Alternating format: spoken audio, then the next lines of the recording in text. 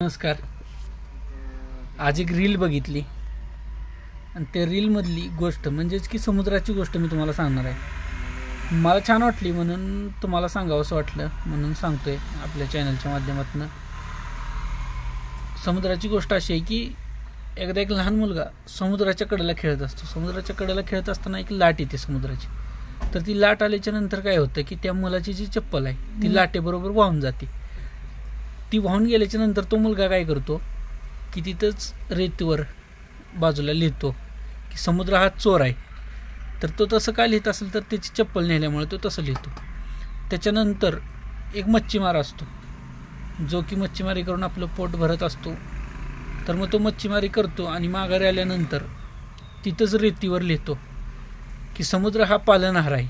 तर तो असं का लिहितो तर समुद्र ते मच्छीमारी करून त्याचं जीवन जगत असतो त्यामुळे त्यासाठी तो पालनहार असतो.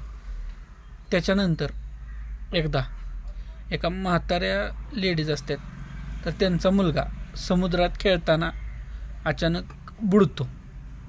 तर ती लेडीज तिथं रेतीवर लिहिती की समुद्र हा वाईट आहे किंवा आपण काय म्हणू अजून की समुद्र लोकांचं नुकसान करणार आहे असं ती तिथं लिहिती.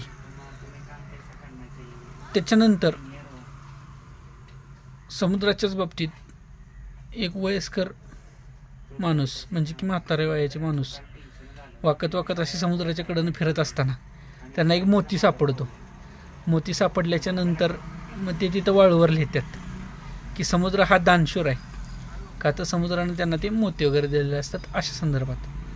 पण त्याच्यानंतर अजून एक लाट येते आणि हे लिहिलेलं सगळं पुसून टाकते. सांगायचं काय आहे इथं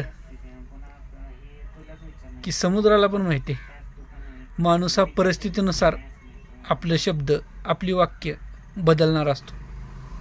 त्यामुळं कोणत्याही इकडच्या तिकडच्या गोष्टीवर लक्ष न देता आपण आपलं आयुष्य जगत राहायचं.